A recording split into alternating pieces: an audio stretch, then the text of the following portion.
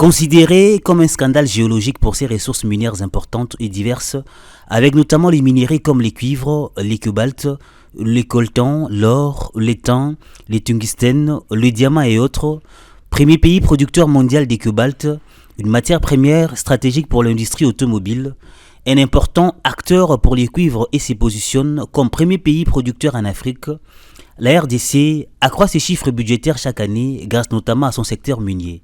Pour l'année 2024, qu'il faut-il retenir des fluctuations des prix à l'international des principaux produits miniers exportés par la RDC? Il s'agit principalement du cuivre, du cobalt et de l'or. Leader dans les secteurs du cobalt avec une production estimée à 70% du total mondial, la République démocratique du Congo a réalisé des chiffres encourageants pour l'année 2024. Les entreprises minières basées en République démocratique du Congo ont réalisé une production de l'ordre de 97 573 tonnes de cobalt, a confirmé la Banque centrale du Congo. D'après la BCC, la Société générale des carrières et des mines Gécamines a réalisé une production de l'ordre de 20 753 tonnes de cobalt. Les sociétés minières partenaires de la Générale des carrières et de mines et autres ont réalisé une production de 75 820 tonnes de cobalt. Ainsi, au premier trimestre de l'année 2024, les prix de la tonne de cobalt s'est maintenu à 27 973 $, soit son niveau depuis le début de l'année. Les cours du cuivre s'est contracté de 1,40%, se fixant à 8 468 $ américains. En glissement annuel, au 1er mars 2024, les cours du cuivre a chuté de 5,86%. Quant au cours de l'or, il a grimpé de 1,35%, se fixant à 2028,40 $ américains, sur fond de la hausse de la demande des produits de la joaillerie dans les marchés asiatiques. Sur les 12 derniers mois de l'année, les cours de l'or a enregistré une croissance de 14,34% pour atteindre 2094,15 $ américains au 1er mars 2024. Quant au deuxième trimestre, les chiffres de la Banque centrale du Congo soulignent que les cours du cuivre a connu une baisse de 1,60%, se situant à 9 593,50 $ américains la tonne, et celui du cobalt a replié les 0,15%, s'établissant à 26 566 $ américains. Par rapport à fin décembre 2023, ces cours avaient reculé de 18,88%. Les cours de l'or a régressé de 0,8%, s'établissant à 2340,10 $ l'once. Et au troisième trimestre de l'année 2024, les prix du cuivre s'est établi à 10 035,50 $ américains, soit une hausse de 6,25%, portée principalement par des mesures de relance mises en place par la Chine pour stimuler son économie. Il s'est dégagé une hausse annuelle de 17,64% par rapport à son niveau de décembre 2023. La tonne du cobalt, elle s'est négociée à 23 830 $ américains en ce troisième trimestre, soit une augmentation de 0,16% et une baisse de 27,24% par rapport à fin décembre 2023. Concernant l'or, son cours a atteint 2666,67 $ américains l'once au 25 septembre 2024, traduisant une hausse hebdomadaire de 2,93% influencée par les changements d'orientation monétaire de la Fed. Rapproché à fin décembre 2023, les prix de l'once d'or a enregistré un accroissement de 28,80%. Pour le dernier trimestre 2024, la mercuriale de ces mêmes produits miniers a indiqué que les cours du cuivre s'est fixé à 9 094,50 $ américains la tonne, affichant une baisse mensuelle de 0,41% et une hausse de 6,61% par rapport à fin décembre 2023. Les prix de la tonne du cobalt s'est maintenu à son niveau au fin novembre 2024, soit 24 050 $ américains. Depuis le début de cette année, il a enregistré une baisse de 26,57%. Les prix de l'once d'or s'est accru de 0,61% et s'est situé à 2677,25 $ américains. Par rapport à fin décembre 2023, il a augmenté de 29,31%.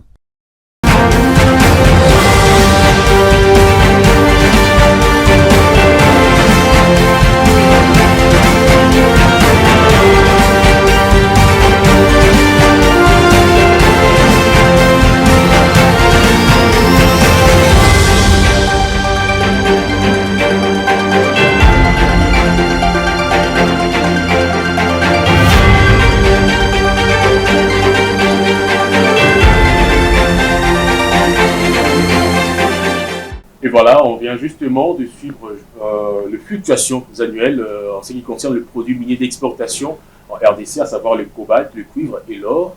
À présent, on va prendre un deuxième aspect de votre rubrique Fulgence Milaille. Je le disais tout à l'heure, avant l'entame de cette grande rétrospective, vous êtes notre expert maison dans s'il faut le dire. Justement dans ces secteurs poumons de l'économie nationale congolaise. Et ben, on va parler justement du cobalt congolais qui a été classé dans la liste noire de TVPRA. Enfin, c'était arrivé cette année, ça a essayé de bouleverser tout le monde, tous les Congolais. Nous Voilà. tous, nous avons été bouleversés par cette information où le cobalt congolais a été inclus dans la liste des 29 autres produits miniers, la liste noire du Cobalt Institute, qui est d'ailleurs une institution américaine. C'était pas seulement le cobalt congolais, on parle du cobalt en quantité parce que la RDC regorge 70% de la production mondiale, mais également c'était aussi les cuivres, pas seulement les cuivres de la RDC, mais aussi les cuivres de la partie est du pays, les pays voisins, notamment la Zambie. Cette information est arrivée, pourquoi? Parce que selon Global Cobalt Institute, cette grande quantité d'exportation a été utilisée, a été faite par les enfants. Donc l'utilisation des enfants mineurs, comme on l'a toujours décrié chaque fois, a été observée dans les zones minières de la RDC, notamment la cité minière des Rubaya. D'ailleurs, cette zone est occupée à ce jour par les rebelles du M23, contrôlée depuis belle lurette.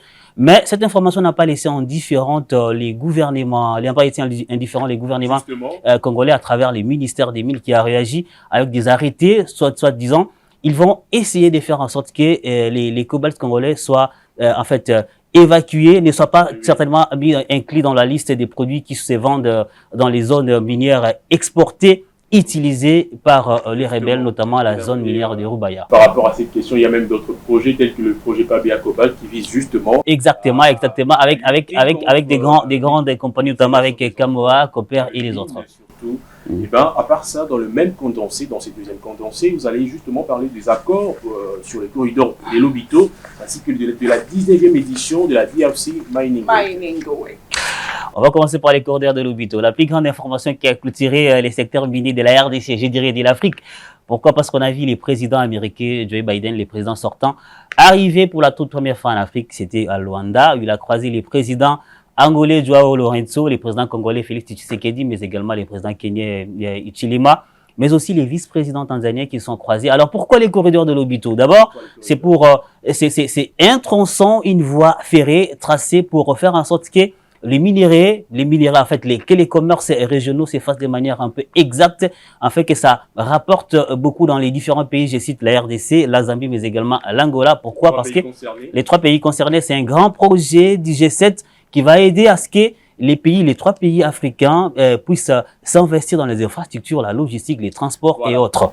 Et donc, c'est parti, on va prendre cet élément et on va revenir sur ce plateau pour libérer Fulgence Milaille et prendre le prochain invité.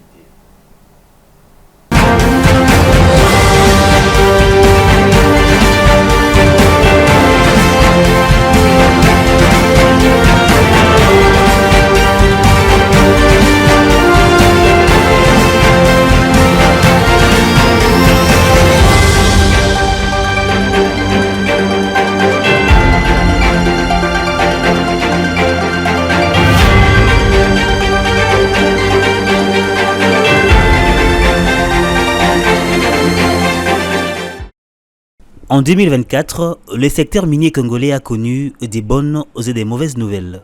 Entre autres, la mise sur la liste noire par les USA du cobalt et du cuivre congolais, les différents accords liés au corridor de Lobito, ou encore la 19e édition de la DRC Mining Week, grand-messe annuelle du secteur minier en RDC.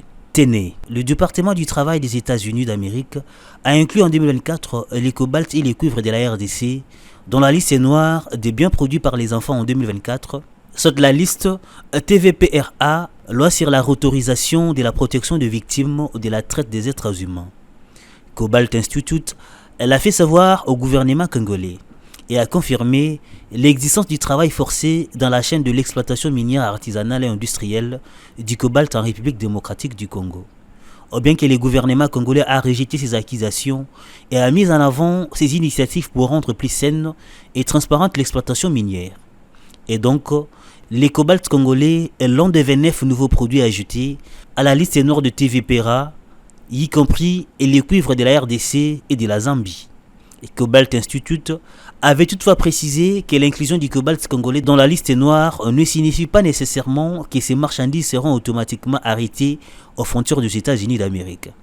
Néanmoins, les cobalts congolais s'est vu augmenter la probabilité d'un examen plus approfondi de la part des autorités américaines en raison des interdictions d'importation.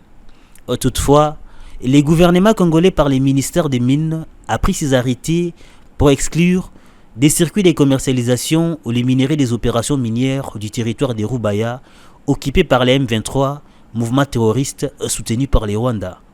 En ce qui concerne les corridors de Lobito, important projet d'infrastructure devant permettre de relier les régions du sud de la République démocratique du Congo et du nord-ouest de la Zambie aux marchés commerciaux régionaux et mondiaux via les ports de Lobito en Angola, est un projet économique stratégique lancé dans les cadres du partenariat phare du G7 pour les infrastructures et les investissements mondiaux en mai 2023. En marge du sommet de G20 à New Delhi en septembre 2023, l'Union européenne et les États-Unis ont publié une déclaration commune s'associant pour soutenir le développement du corridor de Lobito qui permettra de libérer l'énorme potentiel de la région, d'améliorer les possibilités d'exportation pour l'Angola, la République démocratique du Congo et la Zambie, et de créer de la valeur ajoutée et des emplois grâce à des investissements et des mesures non contraignantes. Ce corridor est une priorité du G7. L'Union européenne et les États-Unis co-dirigent les soutiens au développement de ces corridors, y compris les investissements dans les infrastructures, les mesures non contraignantes pour la facilitation du commerce et du transit, les investissements dans les secteurs connexes pour favoriser une croissance durable et inclusive et les investissements en capital, chaîne de valeur agricole, énergie, transport, logistique, enseignement et formation technique et professionnelle. À propos, les présidents des USA, de la RDC, de l'Angola et de la Zambie et les vice-présidents de la Tanzanie s'étaient rencontrés à Luanda fin 2024 pour approfondir les échanges autour de ces projets. L'année 2024 a été également celle de la 19e édition de la DRC Mining Week, grand-messe du secteur minier congolais, avec pour thème les développements durables dans le secteur minier. La 19e édition de la DRC Mining Week était un rendez-vous des acteurs miniers faisant des affaires en République démocratique du Congo et dans la région du Copperbelt mi-juin 2024 à Lubumbashi, dans le Haut-Katanga, au sud-est du pays. Pendant 3 jours au Grand Caravia, les opérateurs miniers, économiques, politiques et les banquiers venus de plusieurs pays du monde ont réfléchi sur le développement durable dans le secteur minier, plus particulièrement en République démocratique du Congo. La DRC Mining Week 2024 a permis de connecter, d'inspirer et de créer des solutions pour les secteurs miniers de la RDC. L'événement a rassemblé des leaders mondiaux et industriels, des professionnels et des parties prenantes du monde entier. Plus de 980 délégués, plus de 8 pavillons internationaux, plus de 275 fournisseurs des produits miniers, industriels et technologiques, plus de 110 fournisseurs de solutions ont pris part à ces travaux. La République démocratique du Congo compte poursuivre la modernisation de l'exploitation minière et de la rendre de plus en plus transparente et bénéfique pour les communautés locales et les peuples congolais dans son ensemble.